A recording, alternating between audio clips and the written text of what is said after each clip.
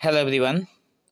तो आज की इस वीडियो में हम लोग बात करेंगे MHD02 जो कि एक बहुत ही इम्पोर्टेंट प्रश्न है राम की शक्ति पूजा की काव्यगत विशेषताओं पर प्रकाश डालिए। ठीक है, तो लेकिन उससे पहले मैं हमारे इस YouTube चैनल हिंदी परीक्षा SK पर आपका दिल से स्वागत करता हूं और बने रहें हमारे इस चैनल पर ताकि आने वाले हर वीडियो की लेटेस्ट अपडेट आप तक जल्द से जल्द पहुंचे। चलिए आगे बढ़ते हैं और देखते हैं आज का जो ये हमारा प्रश्न है, कई बार एग्जाम में पूछा गया है और इसका पूरी विशेषताओं को हम लोग इसी वीडियो में कवर करेंगे। तो बढ़ते हैं आगे और देखते हैं। उत्तर में लिखना है, राम की शक्ति पूजा सुभद्रा कुमारी चौहान द्वारा रचित एक प्रसिद्ध कविता है जिसमें महाकाव्यात्मक शैलियों और भारतीय पौराणिक कथाओं को प्रस्तुत किया गया है। इस कविता की काव्यगत विशेषताएं जो हैं वो इस प्रकार हैं। देखिए, राम की शक्ति पूजा जो है वो सुभद्रा कुमारी चौहान द्वारा रचित है और ये बहुत ही प्रसिद्ध कविता है। ठीक है, यह कविता है जिसमें महाकाव्यात्मक शैलियों का मतलब है कि बड़े बड़े जो हमारे काव्य ग्रंथ हुए जैसे रामायण महाभारत, उनसे उदाहरण लिए गए हैं और इस कविता को पूरा किया गया है। कहा गया है कि भारतीय पौराणिक कथाओं को प्रस्तुत किया गया है। ठीक है, इसी कविता में हमारे पौराणिक कथाएं जो हैं महाभारत और रामायण की, उनसे ली गई है, जो कि कुछ इस प्रकार हैं जो निम्नलिखित हैं।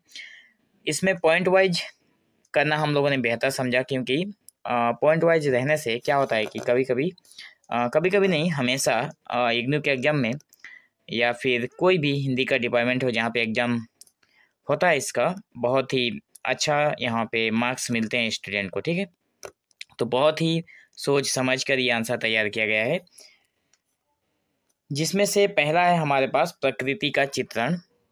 और इस प्रकृति के चित्रण जो पॉइंट है इसमें हम लोग लिखेंगे। आप लोग भी एग्जाम के टाइम में इसी तरह से पॉइंट आउट करके लिखेंगे तो जल्द से जल्द अच्छा आंसर लिख पाएंगे और बेहतरीन मार्क्स को मतलब अचीव कर पाएंगे। प्रकृति का चित्रण जो है इसमें कहा गया है, इस कविता में प्रकृति का सुंदर चित्रण मिलता है जो मानव जीवन और प्राकृतिक शक्तियों के बीच संबंध को दर्शाता है। जैसे प्राकृतिक तत्व हैं जैसे वन, पर्वत, नदी आदि को सजीव रूप में चित्रित किया गया है। प्रकृति का चित्रण सुभद्रा कुमारी चौहान ने बहुत ही अच्छे ढंग से किया है और कहा गया है कि इसमें मानव जीवन और प्राकृतिक जो शक्तियां होती हैं उनके बीच बहुत ही अच्छे संबंध को बताया गया है। अब जो प्राकृतिक शक्तियां हैं उनमें वन है, पर्वत है, नदी है आदि हैं।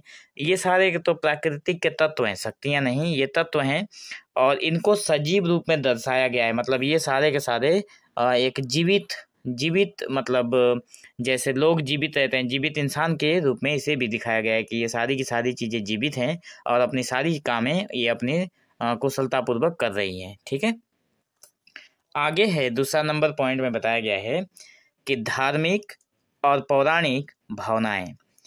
कविता में देखो ये 2 नंबर पॉइंट है, आप लोग इसे नोट डाउन करके रखना। इसमें धार्मिक और पौराणिक कथाओं के बारे में बताया गया है। तो इसमें क्या है कि इस राम की शक्ति पूजा कविता में रामायण की कथा का आधार लिया गया है। जैसे कि आप सभी को पता है कि राम की शक्ति पूजा राम कहाँ पे थे, तो रामायण में राम का जिक्र हमें मिलता है। तो कहा गया है कि इस कविता में रामायण की कथा का आधार लिया गया है इसे, जिसमें यहाँ पे भगवान राम जो हैं वो शक्ति देवी की आराधना करते समय मानसिक द्वंद्व और संघर्ष को दर्शाया गया है। यहाँ पे भगवान राम जब देवी शक्ति का पूजा कर रहे थे, उनकी आराधना कर रहे थे, उसी समय को यहाँ पे दर्शाया गया है कविता में और बताया गया है कि ये उनके मानसिक द्वंद्व को यहाँ पे दर्शाने का जो काम किया है सुभद्रा कुमारी चौहान जी ने। आगे है, यह पौराणिकता और धार्मिकता का गहरा प्रभाव प्रस्तुत करती है। यहाँ पे एक चीज और है, पौराणिकता का मतलब हो गया ये पुरानी जो हमारी धर्म ग्रंथ है उसकी, और धार्मिकता का क्योंकि ये धर्म से भी संबंधित है। ठीक है, रामायण से संबंधित है तो ये धर्म से भी संबंधित हुई, इसका गहरा प्रभाव प्रस्तुत करता है हमारे बीच में। आगे है मानवीय संवेदनाओं। मानवीय संवेदनाओं में हम लोग लिखेंगे कि कविता में राम के संघर्ष और मनोवैज्ञानिक पहलुओं को दर्शाया गया है जिससे मानवीय भावनाएं जैसे असफलता, आत्मनिरीक्षण, संघर्ष और विजय का अनुभव पाठकों को होता है। देखो, संवेदना जो है, मानवीय संवेदनाएं होना मतलब किसी भी हमारे जो कविता होती हैं उनमें सजीवता लाती है। और बताया गया है कि कविता में इस राम की शक्ति पूजा कविता में राम ने जो संघर्ष किया, ठीक है, राम के संघर्ष, उनकी मनोवैज्ञानिक जो पहलू थी उसके बारे में दर्शाया गया है। कहा गया है कि जिससे मानवीय भावनाओं, जैसे मानवीय भावनाओं में हमारा सफलता हो गया, असफलता हो गया, आत्मनिरीक्षण, खुद का निरीक्षण करना, ऑब्जर्वेशन जो होता है, संघर्ष करते रहना सफलता पाने के लिए, ठीक है। तो इन सारी चीज़ों को जो बताया गया है उसे विजय का अनुभव पाठकों को होता है। संघर्ष हो और विजय, विजय मतलब जो हमें जीत हासिल होती है, इन सारी चीज़ों को कविता के माध्यम से लोगों के सामने प्रस्तुत किया गया है, ठीक है। आगे है 4 नंबर में बताया गया है कि विरह और संघर्ष।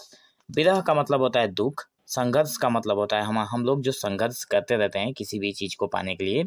तो आगे बताया गया है कि विरह और संघर्ष में है कि राम का रावण के साथ युद्ध, ये और सीता की मुक्ति के लिए उनका प्रयास कविता का प्रमुख विषय है। अच्छा, इस कविता में पूरी की पूरी रामायण को ही दर्शाया गया है, जिसमें बताया गया है कि राम का रावण के साथ युद्ध हुआ और सीता को मुक्ति कराया या फिर मुक्त कराया राम ने रावण की कैद से। ये कविता जो है इसी पर आधारित है और प्रमुख विषय यही है। इसमें जो है वो संघर्ष है। देखो यहाँ पे संघर्ष है, वीरता है और त्याग के भाव भव्य रूप से व्यक्त किए गए हैं। जिसमें देखो इसमें संघर्ष भी है क्योंकि राम ने बहुत संघर्ष किया, ठीक है। उसके बाद वीरता हुआ, वीरता मतलब यहाँ पे बहुत बड़े बड़े योद्धा मारे गए, सबने अपनी अपनी पराक्रम दिखाई युद्ध जब हुआ राम और रावण का। आगे है त्याग, त्याग की भावना भी इसमें दिखाई देती है। तो बहुत सारे लोगों ने बहुत सारी चीज़ों का त्याग किया, जैसे जो लोग मारे गए उनमें कोई पिता था, कोई बेटा था, कोई पति था, तो सारे के सारे चीज़ें मतलब लोग मारे गए, इनमें त्याग भी हुआ, ठीक है। तो इन सारी चीज़ों को दर्शाया गया है। आगे है शक्ति पूजा का महत्व। तो शक्ति पूजा का क्या महत्व है इसको भी इसी में दर्शाया गया और ये भी एक बहुत ही महत्वपूर्ण विशेषता है राम की शक्ति पूजा काव्य का, ठीक है। तो कहा गया कि ये कविता शक्ति की पूजा और उसके महत्व को दर्शाती है। ये बात तो बिल्कुल सही है। यह भारतीय संस्कृति में शक्ति के प्रति आदर और उसकी आराधना की परंपरा को भी उभारती है। शक्ति पूजा का महत्व मतलब जैसे राम जब लंका में जाने वाले थे, उन्होंने सेतु जो बांधी थी, राम सेतु, जो कि पत्थर से बांधा था उन्होंने, लेकिन सेतु का निर्माण करने से पहले उन्होंने, जब उनके पास लंबी वानर सेना थी तो उसे नदी पार कराने के लिए, सागर पार कराने के लिए उनके पास कोई दूसरा रास्ता नहीं था, तो उन्होंने सोचा कि पुल बनाया जाए और रास्ता बनाया जाए सागर के ऊपर से ताकि लंका तक पहुँचे। तो ये तो पुरानी कथाएं हैं, सबको पता है। लेकिन उससे पहले भगवान राम ने माता देवी शक्ति का उन्होंने आराधना किया था और देवी शक्ति वो दुर्गा थी, ठीक है।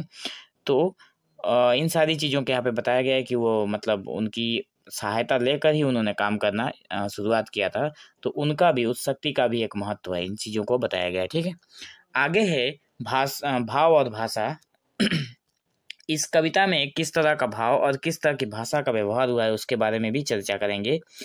बताया गया है कि कविता में उच्च भावनाएं और गंभीरता है जो इसके शिल्प को उत्कृष्ट बनाती है, ठीक है। भाषा सरल और प्रभावी है जिसमें बिंबात्मकता और प्रतीकात्मकता का समुचित प्रयोग हुआ है। देखिए, बताया गया कि कविता में जो भावनाएं हैं वो बहुत ही गंभीरता है, भावनाएं और गंभीरता दोनों हैं, ठीक है। इसमें बताया गया कि जो इसके शिल्प को उत्कृष्ट बनाती है, मतलब इसका जो शिल्प है, इसका जो इस कविता का जो शिल्प है ना, उसको ये बहुत ही उत्कृष्ट, मतलब बहुत ही ऊपर लेवल तक लेकर जाती है, बहुत ही सुंदर बनाती है, बहुत अच्छे ढंग से इस कविता का मतलब जो है वो वर्णना करती है। भाषा जो है वो बहुत ही सरल और प्रभावी है, बहुत सरल भाषा में बहुत सारी चीज़ें कही गई है जिसमें बिंबात्मकता और प्रतीकात्मकता का समुचित प्रयोग हुआ है। अब यहाँ पे बिंबात्मकता का मतलब हो गया बिंब है कोई, बिंब और प्रतीकात्मक का मतलब हो गया वहाँ पे किसी चीज़ के परिवर्ते किसी और चीज़ का उदाहरण रख के उसी चीज़ को समझाना, ठीक है। तो बिंबात्मकता और प्रतीकात्मकता में इनका यहाँ पे इन दोनों का बहुत ही अच्छे तरीके से प्रयोग हुआ है।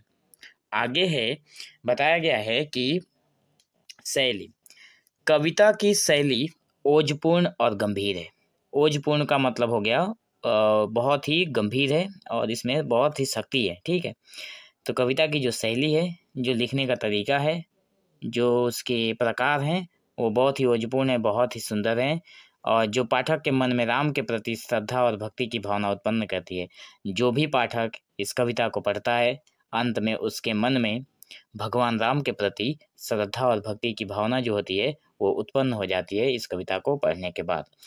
तो ये था हमारा आखिरी और 7वां नंबर, जो विशिष्ट क्या बताया गया था प्रश्न में, विशेषताएं, ठीक है। तो ये था 7वां नंबर हमारा विशेषता।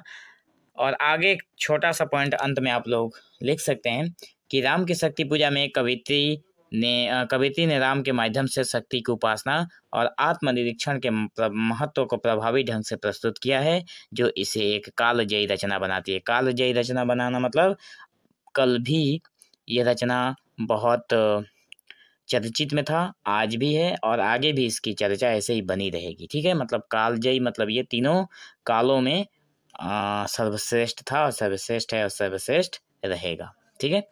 सो बने रहें ऐसे ही इंटरेस्टिंग टॉपिक पाने के लिए। और क्वेश्चन आंसर ज़्यादातर अगर आप लोगों ने अभी तक नहीं देखा है तो आप लोग चैनल के प्ले लिस्ट में जाइए, आप लोगों को सारी वहाँ पे सीरियल वाइज करके दिया गया है, जहाँ से आप लोग सारे क्वेश्चन आंसर को आराम से देख पाएंगे, ठीक है। और पिछले साल के सारे क्वेश्चन आंसर को हम सॉल्व करते आ रहे हैं और कर रहे हैं और आगे भी करते रहेंगे, ठीक है। सो आप लोगों के हेल्प के लिए हम लोगों ने बहुत प्रयास किया है। तो इस वीडियो को आप लोगों को, मतलब आप लोगों के फ्रेंड सर्कल में जिसको भी ज़रूरत हो उसे शेयर ज़रूर करें और चैनल के साथ ज़रूर बने रहें। So thank you for watching this video. Have an awesome day.